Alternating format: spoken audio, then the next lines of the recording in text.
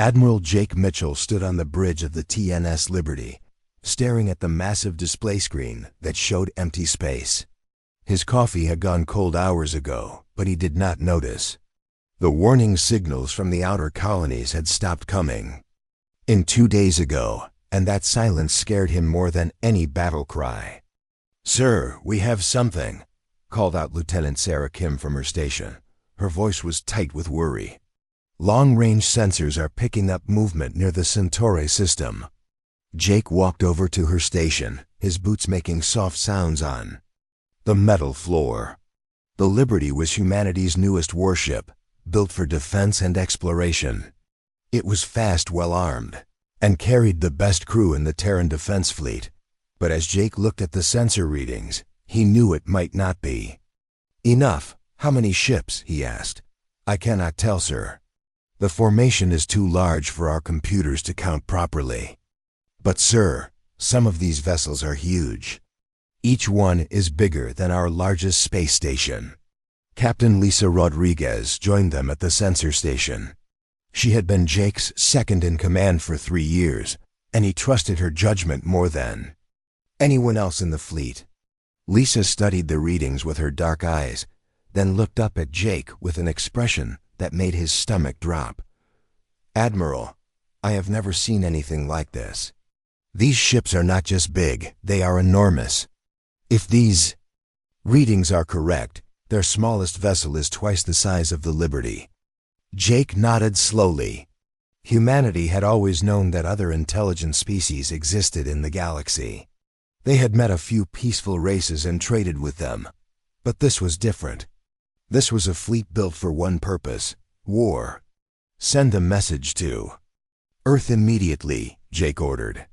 "Tell President Carter that we have contact with an unknown military force. Request instructions." The communications officer, a young man named Peter Walsh, began sending the message. Jake watched the display screen as the unknown fleet moved closer to human space.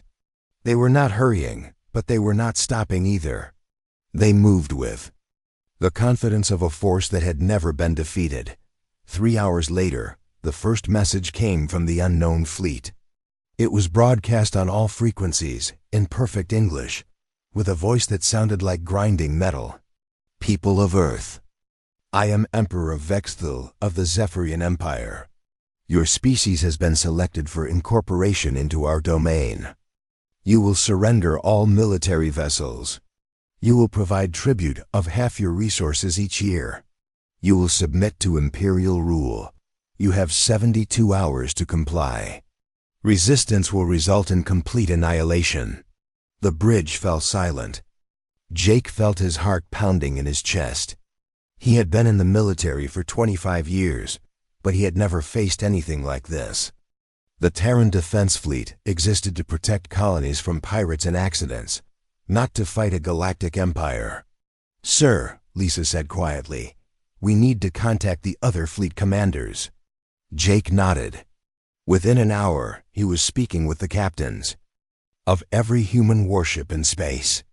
There were 300 ships in total, spread across 47 star systems. It sounded like a lot until you remembered that the enemy fleet contained over 2,000 vessels. Captain Maria Santos commanded the colony ship New Hope, which was carrying 50,000 civilians to a new world. Her voice was calm but worried as she spoke from the communication screen. "Admiral, my ship is not built for fighting. We have families on board, children who have never seen Earth. What are we supposed to do?" "We protect them," Jake said simply. "That is what we have always done." But even as he said the words, Jake wondered how they could protect anyone against such odds. The enemy had numbers, size, and obvious experience in warfare. Humanity had courage and desperation, but would that be enough? On Earth, President Helen Carter was holding an emergency meeting with her advisors. The conference room was filled with worried faces as they discussed humanity's options. "We cannot fight them," said Defense Minister Carl Thompson. His face was pale and his hands shook slightly as he spoke. "Look at these numbers. They have 7 ships for every one of ours. Their smallest vessel could probably destroy our largest battleship. So what do you suggest? Asked President Carter. That we surrender? That we give up our freedom without a fight? I suggest we negotiate, Carl replied. Maybe we can find terms that let us keep some independence. Dr. Amy Foster, the head of the science division, spoke up from the other end of the table. She was a small woman with gray hair, but her voice was strong and clear. There might be another option, she said slowly. We have been working on some experimental technology.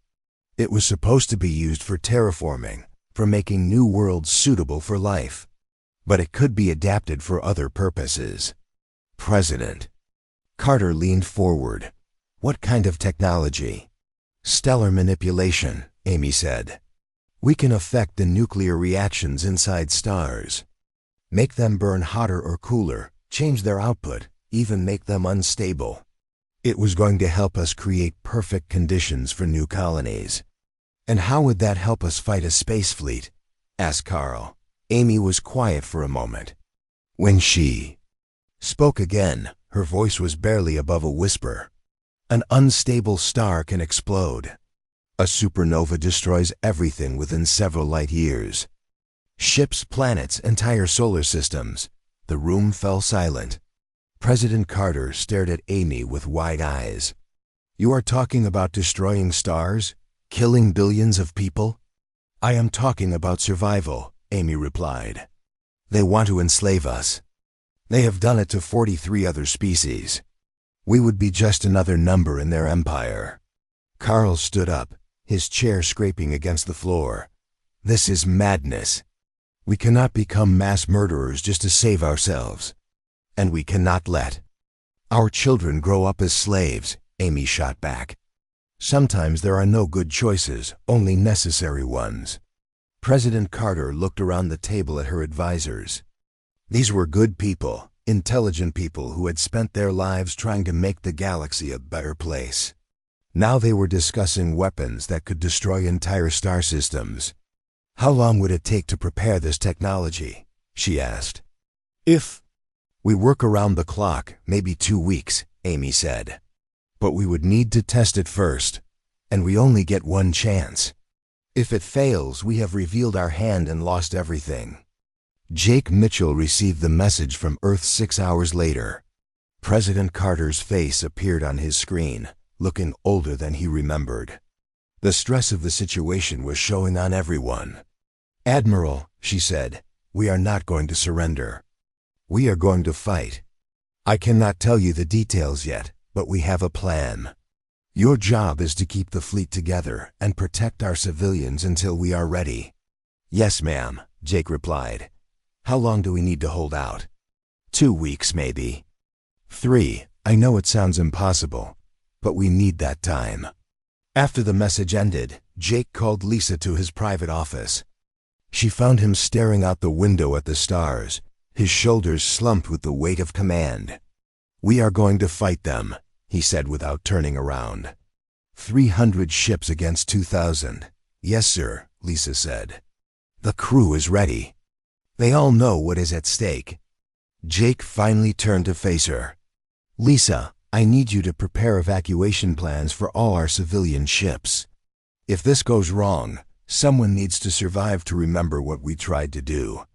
It will not go wrong, Lisa said firmly. We are human. We do not give up. Jake managed a small smile. No, we do not. Send word to all fleet commanders. We make our stand here. Whatever happens, we make them pay for every inch of space they take. As the hours passed, more reports came in from the edge of human space. The enemy fleet was massive beyond anything humanity had ever imagined. They moved with perfect coordination, their formation never breaking, their purpose clear.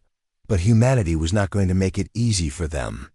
From the smallest patrol ship to the largest battleship, every human vessel prepared for the fight of their lives. They were outnumbered, outgunned, and facing an enemy that had conquered half the galaxy. But they were not going to surrender. Whatever the cost, whatever the sacrifice, humanity would stand and fight. The stars themselves would bear witness to their defiance. President Helen Carter stood before the largest gathering of news cameras in human history. Representatives from every colony, every ship, every outpost had been invited to watch this broadcast. She knew that across the galaxy, other species would be watching too. Some would be cheering for humanity. Others would be taking notes for their own masters in the Empire. Citizens of Earth and all human colonies, she began, her voice steady despite the fear in her heart. 72 hours ago, we received an ultimatum from the Zephyrian Empire. They demand our surrender, our freedom, and our dignity. They want us to become slaves, just like the 43 species they have already conquered. Carter paused, looking directly into the camera. She thought about her daughter, who was somewhere in the outer colonies. She thought about all the children who deserve to grow up free. I stand before you today to give our answer. We will not surrender. We will not kneel. We will not trade our freedom for their mercy, because empires like this do not show mercy. They only understand strength, and today they will learn that humanity is stronger than they imagined. The broadcast went out across every human communication network. Within hours, it was being repeated on underground networks throughout the Empire. Species that had been enslaved for generations heard a small, primitive race declare war on their masters. Some called it inspiring. Others called it suicide. Admiral Jake Mitchell watched the speech from the Bridge of the Liberty. Around him, his crew worked with quiet efficiency, preparing for the battle they all knew was coming. The enemy fleet was now only 2 days away from the outer colonies. "Admiral," called out Lieutenant Sarah Kim, "we are receiving messages from the other fleet commanders." "Everyone is requesting orders." Jake nodded. He had spent the last day planning with his senior officers. They could not win a direct fight, but they could make the Empire pay dearly for their victory. Every ship destroyed, every hour delayed, might give Earth more time to prepare whatever secret weapon Dr. Foster was working on. "Send this message to all ships," Jake said. "We will not engage the main fleet directly. Hit and run tactics only. Target their supply lines, their scouts, their communication ships. Make them chase us through every asteroid field and around every planet. We are not trying to win. We are trying to survive long enough for Earth to save us all." Captain Lisa Rodriguez was already preparing for the first mission. She had volunteered to lead a small group of fast ships to attack the Empire's forward scouts. It was dangerous work, but someone had to slow them down. "Maria, you need to get the New Hope as far from here as possible," Lisa said to Captain Maria. "Santa's over the communication system. Take the other colony ships and head for the deep space stations. We will try to give you time to escape." Maria's face on the screen showed the strain of the last few days. "I hate running away while you fight." "You are not running away," Lisa replied. "You are protecting 50,000 lives. That is the most important job any of us has." The first attack came 18 hours after President Carter's speech. Captain Rodriguez led 6 ships in a strike against an Empire scouting force. The enemy had 12 vessels, each one larger than any human ship, but they were not expecting resistance. "All ships, target their communication arrays first," Lisa ordered. "If they cannot report back, they cannot warn the main fleet." The human ships came out of the asteroid field like angry wasps, their weapons firing at maximum power. The Empire ships were caught completely off guard. They had conquered so many species that they expected instant surrender, not a coordinated attack. Battle lasted only 10 minutes, but it felt like hours. Lisa's ship, the Tienza Defiance, took heavy damage from enemy fire. Her weapons officer, Lieutenant Danny Clark, reported that their main guns were offline.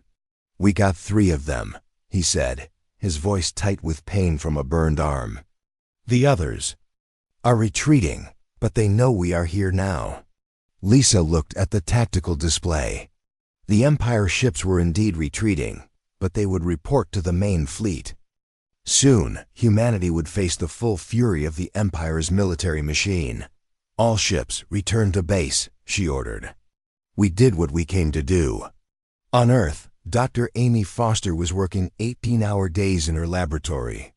The stellar manipulation technology was incredibly complex, requiring precise calculations and equipment that had never been tested under combat conditions. Her team of scientists worked alongside her, knowing that the fate of humanity rested on their success. "The theory is sound," said Dr. Ben Hayes, her chief assistant. "We can destabilize a star's nuclear fusion process. But Amy, the energy release would be enormous. Everything within several light years would be destroyed." Amy looked at the computer model showing the predicted explosion. The numbers were almost too large to understand. A single supernova would release more energy than humanity had used in its entire history. How many Empire ships could we destroy with one stellar bomb? She asked. Ben ran the calculations. "If we target a system where their fleet is gathered, we could eliminate hundreds of ships at once. But Amy, we would also destroy any planets in that system, if there are civilians. There are 47 human colonies with billions of people." Amy interrupted. "If we do not do this, they will all die or become slaves. I do not like it either, but we have run out of good choices." The work continued around the clock. Amy's team built 3 prototype devices, each one small enough to fit on a standard torpedo but powerful enough to kill a star. The first test would happen in an empty system, far from any inhabited worlds. Meanwhile, the Empire's main fleet reached the outer colonies. Admiral Mitchell watched helplessly as the enemy began their systematic destruction of human outposts. The Imperial ships moved with cruel efficiency, destroying military installations while leaving civilian areas intact. They wanted slaves, not corpses. The attack on New Geneva was broadcast across human space. Commander Ben Hayes, who had been promoted to lead the colony's defense, fought bravely with his small garrison. But 20 human ships could not stop 200 Empire vessels. "This is Commander Hayes to all human forces," his final message said. "New Geneva is lost. The enemy is taking prisoners.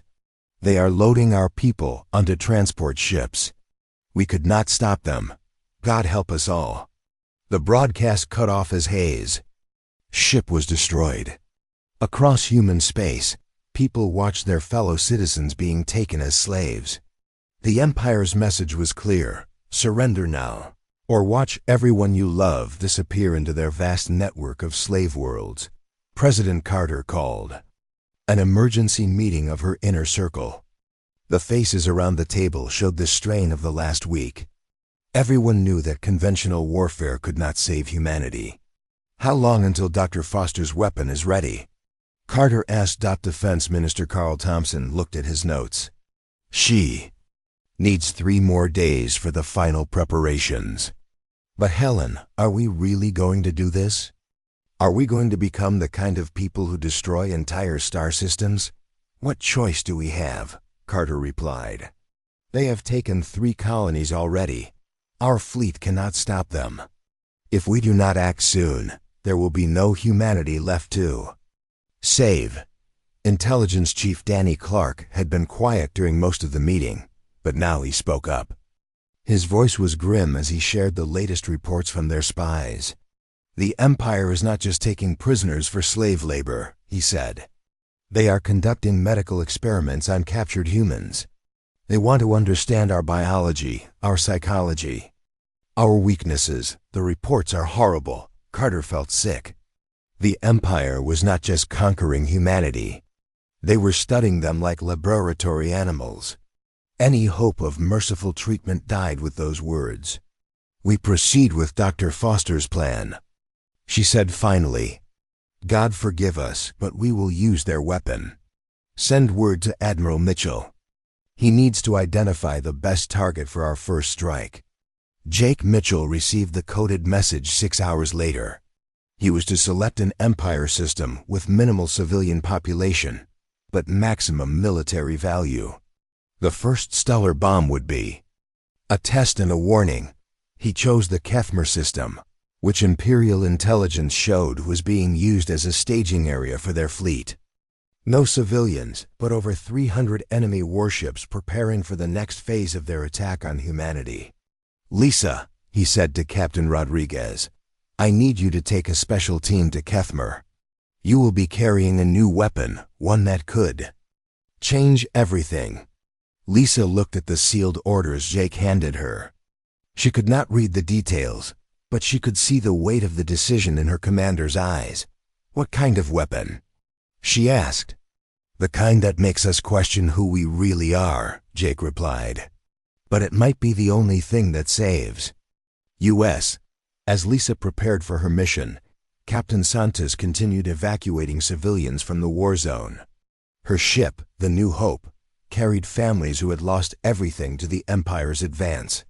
Children asked when they could go home, and she had no answer. The Empire's fleet continued its methodical advance, taking system after system. Emperor Vexthul was pleased with the progress. Humanity was proving more troublesome than most species, but they would fall eventually. They all did. But in a small laboratory on Earth, Dr. Amy Foster made the final adjustments to a weapon that would change the balance of power in the galaxy. For the first time in history, a species faced with extinction would have the power to take their enemies with them. The countdown to human. Captain Lisa Rodriguez stared at the sealed container in her ship's cargo hold. The device inside was no bigger than a standard torpedo, but Dr. Amy Foster had explained that it contained enough power to kill a star. Lisa had been a soldier for 15 years, but she had never carried a weapon like this. "Captain, we are approaching the Kethmer system," reported her navigation officer, Lieutenant Peter Walsh. "No sign of enemy patrols yet," Lisa nodded. The Defiants had been modified with the best stealth technology humanity possessed. They were invisible to most sensors, but if the Empire spotted them, the mission would fail before it began. "Take us to the edge of the system," she ordered. "We need to see what we are dealing with."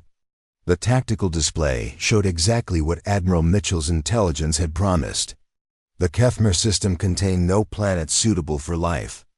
It was filled with Empire warships. Hundreds of the massive vessels floated in formation around the system's star, preparing for their next attack on human colonies. "My God," whispered Lieutenant Danny Clark from the weapons station. "There must be 400 ships out there." Lisa studied the formation. Each Empire ship was the size of a small city, carrying thousands of crew members. If Dr. Foster's weapon worked, all of those people would die in the next few hours.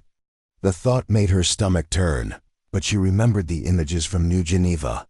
The Empire had shown no mercy to human civilians. "Begin the approach," she ordered. "Silent running. We get one chance at this." The Defiants crept toward the star at the center of the system. The stellar manipulation device needed to be placed close to the star's surface to work properly. It would burrow into the stellar material and begin disrupting the nuclear fusion process that kept the star stable.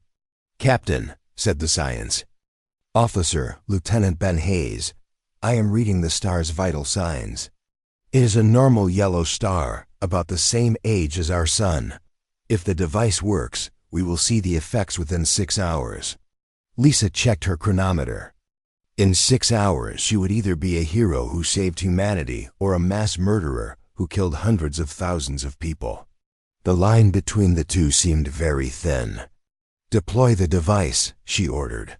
The stellar manipulation bomb was launched from the Defiance's torpedo tube.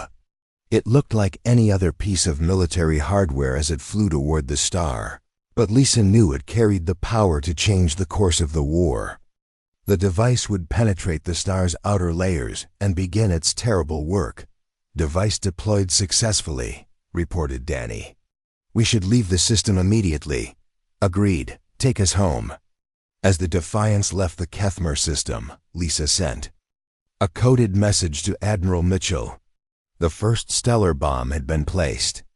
Now they could only wait and see if humanity had become powerful enough to kill stars. On Earth, President Carter waited in the Situation Room with her closest advisors. Dr. Foster sat at a computer terminal, monitoring the signals from the device Lisa had placed. The readings were complex, but they showed that the star's fusion process was becoming unstable. "How long until we know if it worked?" Carter asked. "The star should begin showing signs of instability within 4 hours," Amy replied. "If it goes supernova, the explosion will be visible from 100 light-years away. Every species in this part of the galaxy will see it." Defense Minister Carl Thompson paced the room nervously. He had opposed the stellar weapon from the beginning. But even he understood that humanity was running out of options. The Empire's advance had been relentless. 3/4 of human space was now under enemy control. "What happens if the Empire figures out what we did?" he asked. "Then they will know that we can destroy entire star systems," Carter replied. "That knowledge might be enough to make them negotiate." But even as she said it, Carter knew the Empire was not likely to negotiate. They had conquered too many species, ruled too many worlds. The idea that a primitive race like humanity could threaten them was probably unthinkable. 4 hours later, the sensors detected the first signs of stellar instability. The star at Kethmer was beginning to fluctuate, its energy output increasing. Rapidly, Dr. Foster watched the readings with a mixture of excitement and horror. "It is working," she said quietly. "The star is going to explode." The supernova happened exactly 6 hours and 17 minutes after Lisa had deployed the device.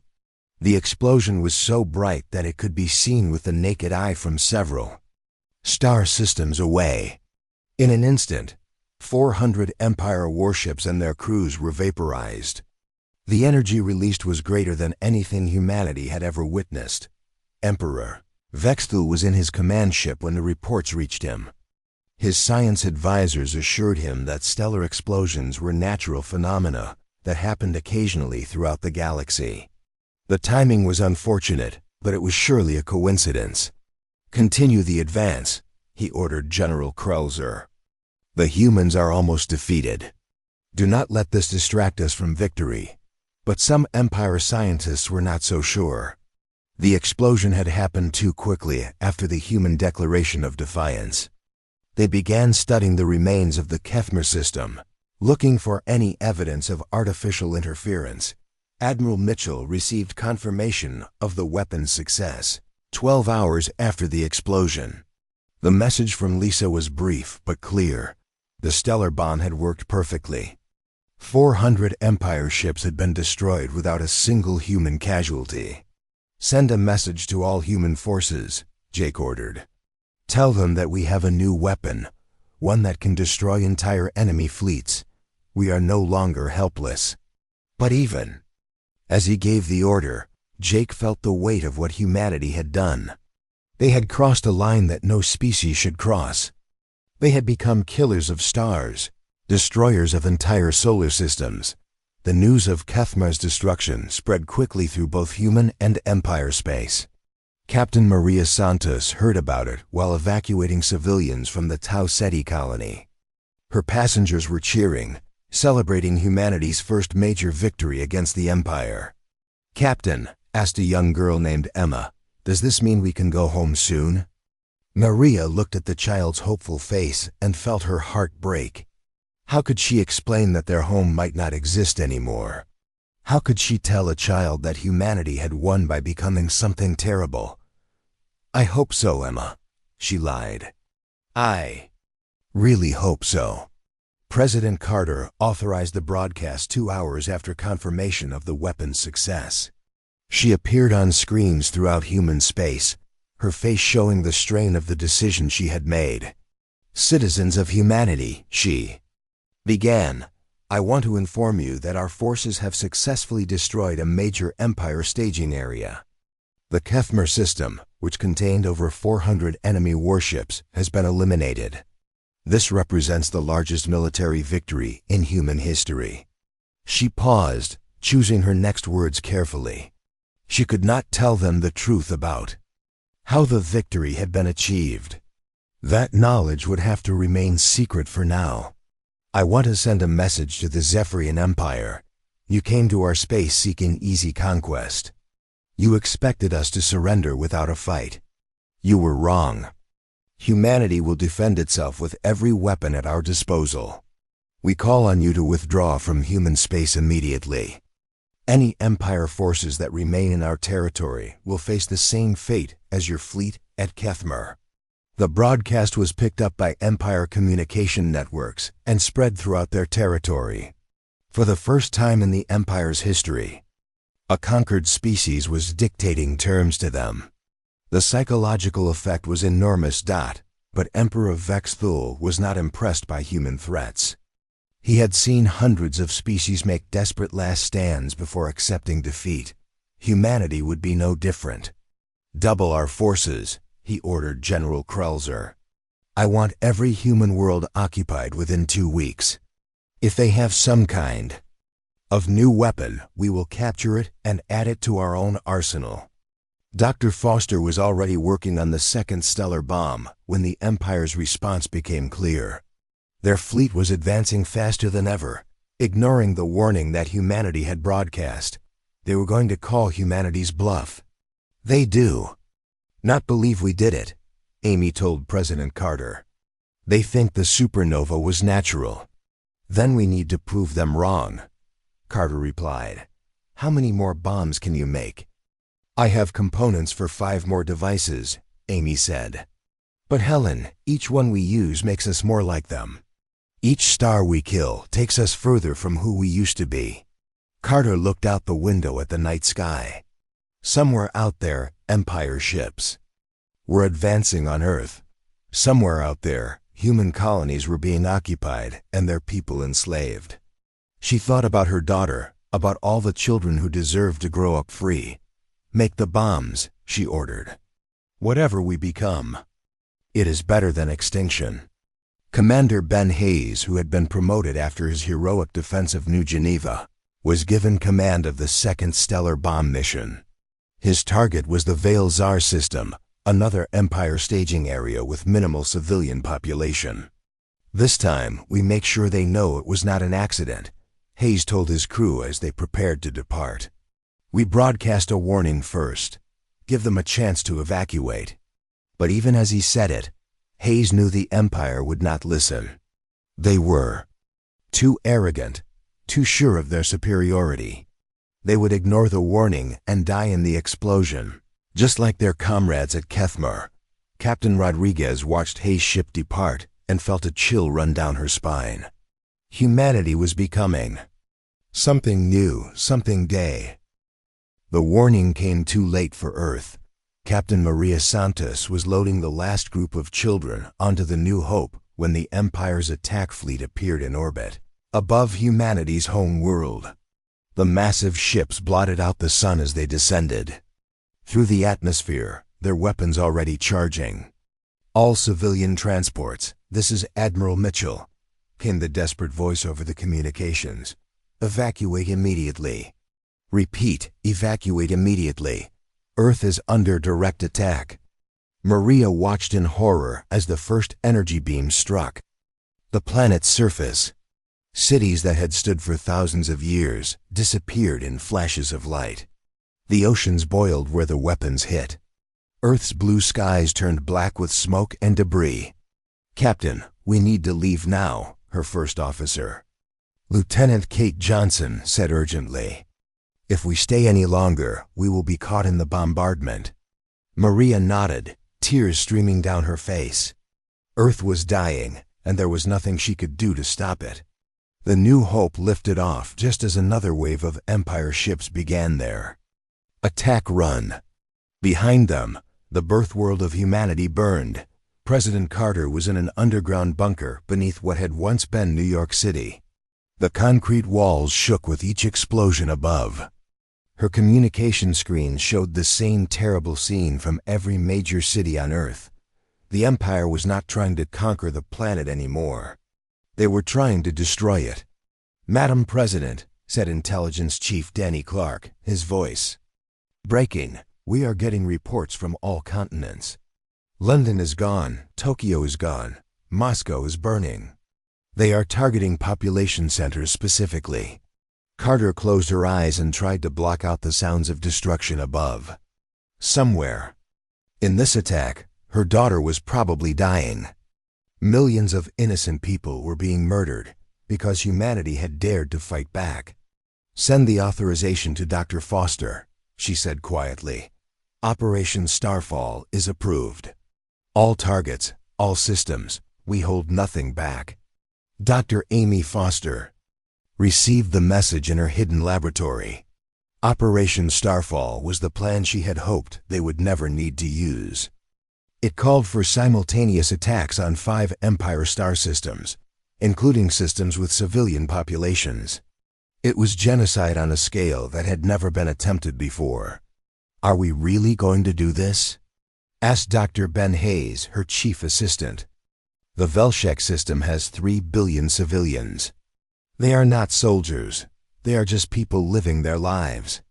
Amy looked at the tactical displays showing Earth's destruction. The Empire had made their choice when they decided to murder an entire planet.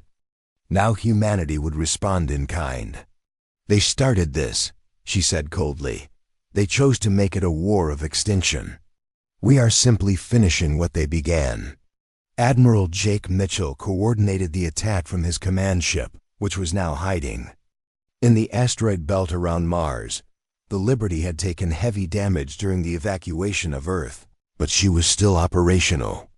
Jake watched the tactical displays as 5 human ships approached their targets, each carrying a stellar manipulation device. "Admiral, we have confirmation from all strike teams," reported Lieutenant Sarah Kim.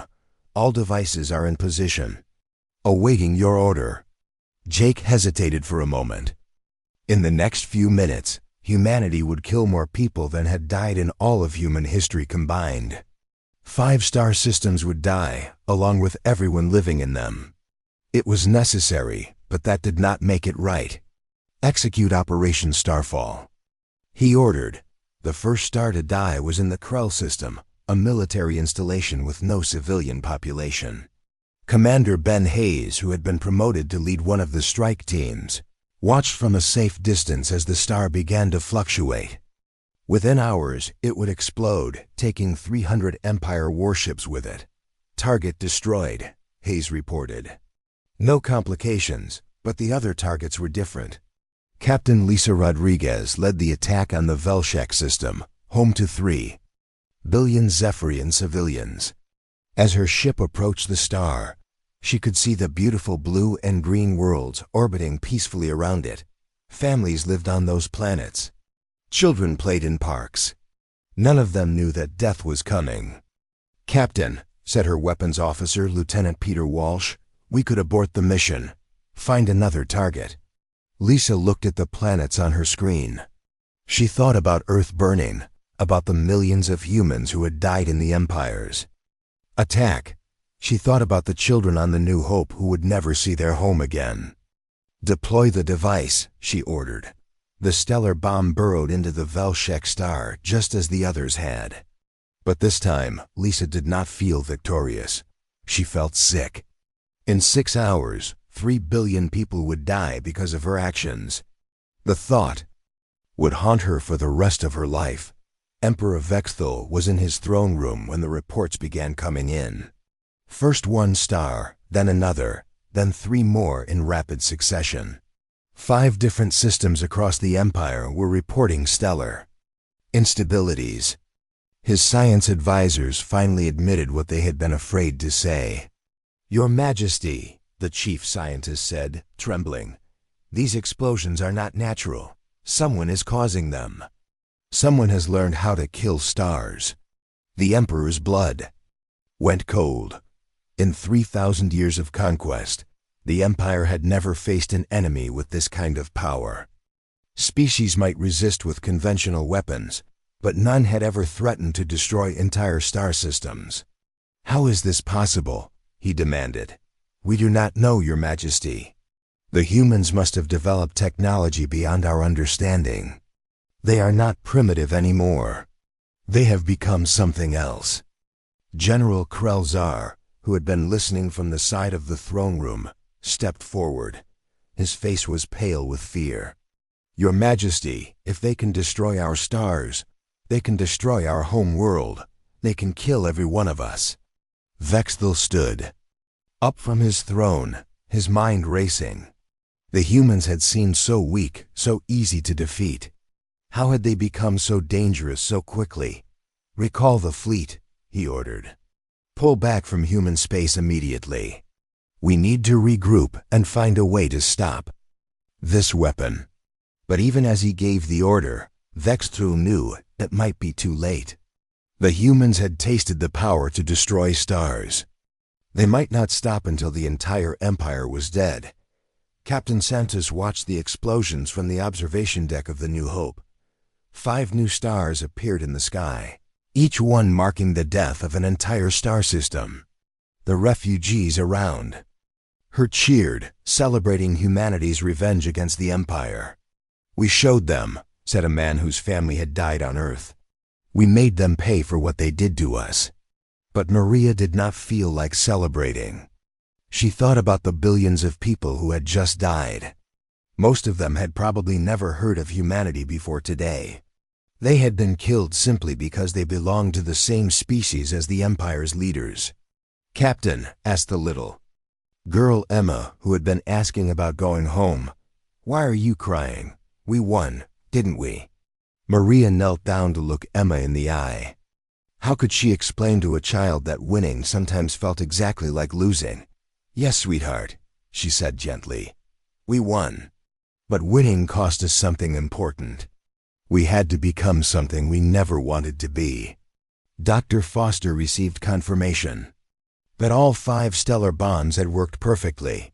5 star systems were dead, along with everyone who had lived in them. The Empire's industrial capacity had been cut by 40% in a single day. "We did it," said Ben Hayes, but there was no joy in his voice. "The Empire will have to negotiate now. They cannot ignore this kind of destruction." Amy nodded, but she felt hollow inside. She had created the most powerful weapon in galactic history, and humanity had used it to commit genocide. They had saved themselves, but at what cost? Admiral Mitchell called a meeting of all remaining fleet commanders. The faces on his screens showed the same mixture of relief and horror that he felt.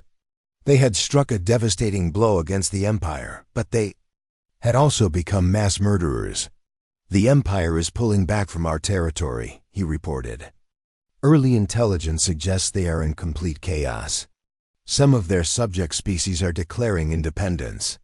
Captain Rodriguez, who had personally killed 3 billion people, spoke up from her ship. "What happens now? Do we keep killing stars until they surrender? Do we become the new empire?" It was the question everyone was afraid to ask. Humanity now possessed the power to destroy any enemy, but that power came with terrible temptation. They could rule the galaxy through fear, just like the Zephyrians had done. "We stop when they leave us alone," Jake said firmly. "We are not conquerors, we are defenders. But if they come back, if they threaten our people again, we will use this weapon without hesitation." As news of the stellar attack spread throughout the galaxy, other species watched in terror and amazement. The small, weak humans had become the most dangerous force in known space. Some called them liberators for freeing enslaved worlds. Others called them monsters for their willingness to commit genocide. On the bridge of his command ship, Emperor, Vexthel stared at the tactical displays showing the remains of 5 star systems. The humans had done the impossible.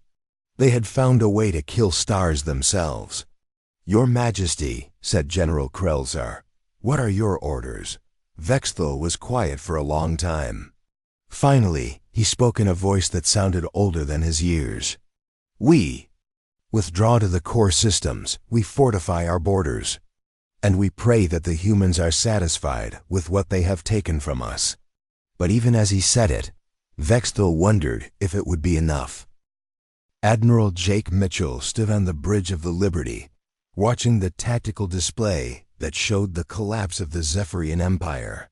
In the 3 months since Operation Starfall, 17 different species had declared independence from imperial rule. The Empire's military was in retreat, their industrial worlds lay in ruins, and their economy was failing. "Sir, we are receiving surrender offers from 12 different Empire sectors," reported Lieutenant Sarah Kim. "They want to negotiate separate peace treaties." Jake nodded grimly. The Empire was falling apart, but that did not mean the war was over. Emperor Vexthul still controlled the core systems, and intelligence reports suggested he was planning one final, desperate attack. "Any word from our deep space reconnaissance?" Jake asked. "Captain Rodriguez reports that the Empire is massing their remaining fleet near their home system," Sarah replied. "Over 800 ships, including their largest dreadnoughts. It looks like they are preparing for a final assault." Jake felt a familiar knot form in his stomach. 800 ships was still a massive force, even after all the losses humanity had inflicted. If the Empire was planning a suicide attack, they could still cause tremendous damage to what remained of human civilization. Dr. Amy Foster entered the bridge, carrying a data tablet with the latest reports from her research team.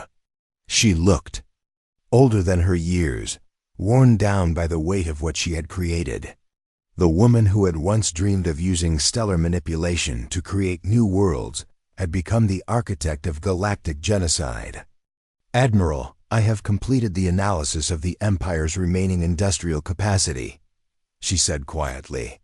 "Even if we stopped fighting today, it would take them 50 years to rebuild what we have destroyed. But if they are planning another attack, then—" "We finish this," Jake interrupted. "How many stellar bombs do we have left?" Amy hesitated before answering. "We have enough components for 3 more devices." "But Jake, their home system contains over 20 billion civilians. If we destroy their star, we will be killing more people than have died in this entire war. And if we do not destroy it, they will keep coming until every human is dead," Jake replied. "We have come too far to show mercy now."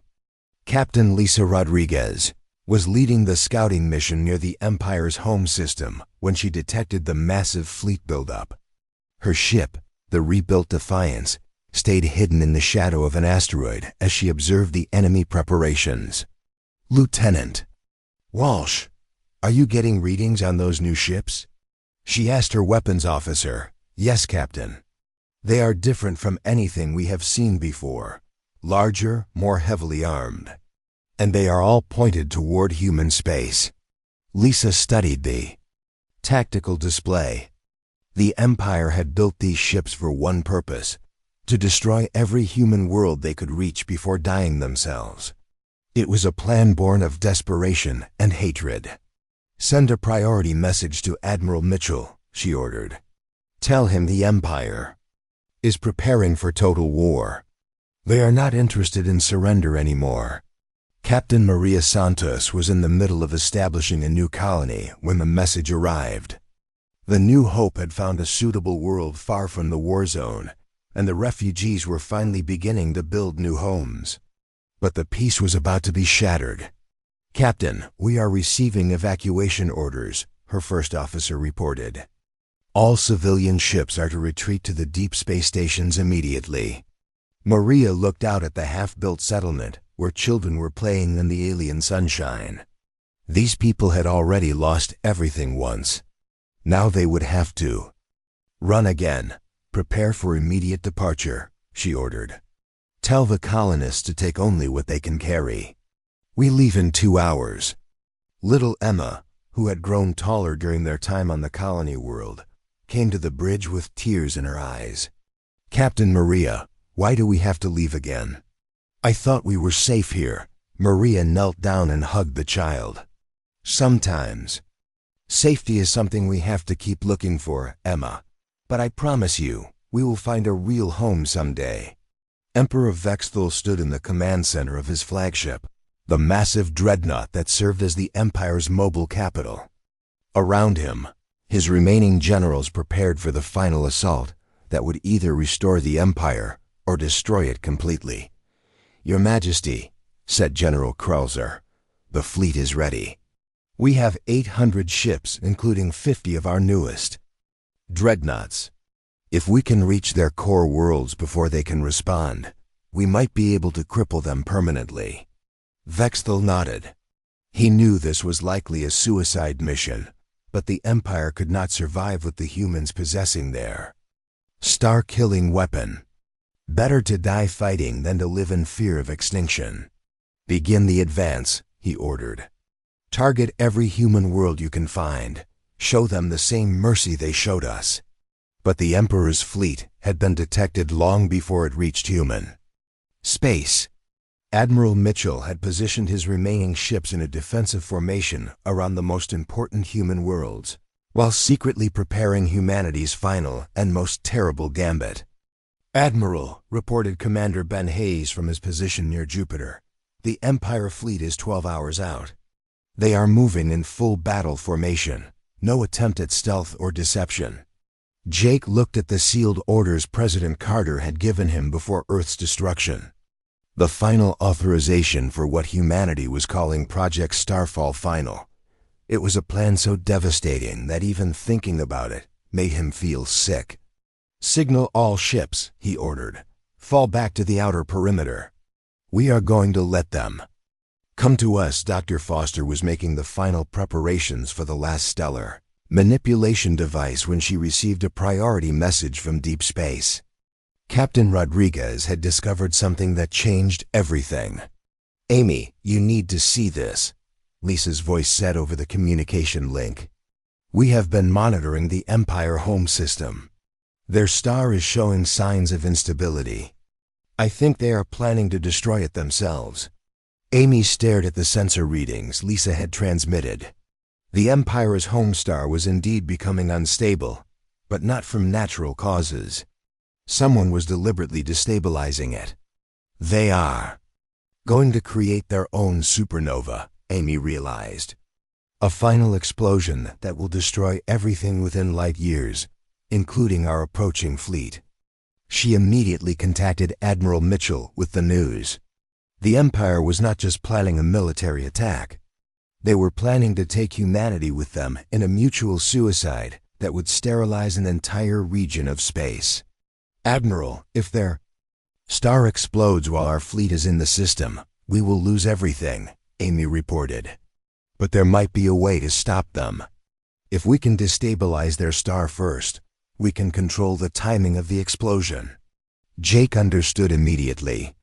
Humanity would have to commit one final act of genocide to prevent their own extinction. They would have to murder 20 billion people to save themselves. "How long do we have?" he asked. "The Empire's star will explode in 18 hours, Amy replied. "We need to deploy our device within the next 6 hours to beat them to it." Jake closed his eyes and thought about all the choices that had led to this moment. Humanity had started this war as peaceful explorers defending their freedom. Now they were about to commit the largest mass murder in galactic history. "Prepare the final device," he ordered. "We end this today." Captain Rodriguez received the mission that would define the rest of her life. She was to penetrate the Empire's home system and deploy humanity's last stellar bomb before the Empire could detonate their own star. The fate of both species depended on her success. "All crew members, this is the captain," she announced over the ship's communication system. "We are about to undertake a mission that will end this war forever.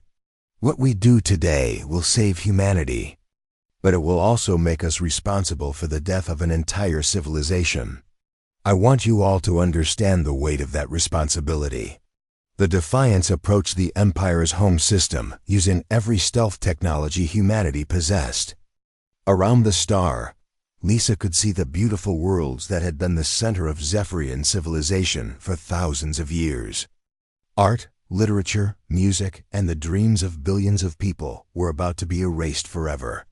"Captain, we are in position," reported Lieutenant Walsh. "The star is definitely unstable. The Empire's device is already affecting the fusion process." "Deploy." "Our device," Lisa ordered. "Override their timing sequence. We control when this star dies." The final stellar bomb burrowed into the Empire's home star, just as the others had. But this time, it was racing against another device, fighting for control of forces beyond imagination. Emperor Vexthul was on the bridge of his flagship when his science advisors detected the human device. His face showed no surprise, only a grim satisfaction that his enemy had become exactly what he had expected. "So they choose to beat us to our own destruction," he said calmly. "Very well. At least we will die as warriors, not as slaves." The Emperor opened a communication channel to the human fleet. Admiral Mitchell's face appeared on the screen, showing the same exhaustion and moral weight that Vexthul felt. "Admiral Mitchell," the Emperor said formally, "I congratulate you on your victory. You have proven that even the smallest species can become the most dangerous when pushed to extinction." "Your Majesty," Jake replied, "we never wanted this war.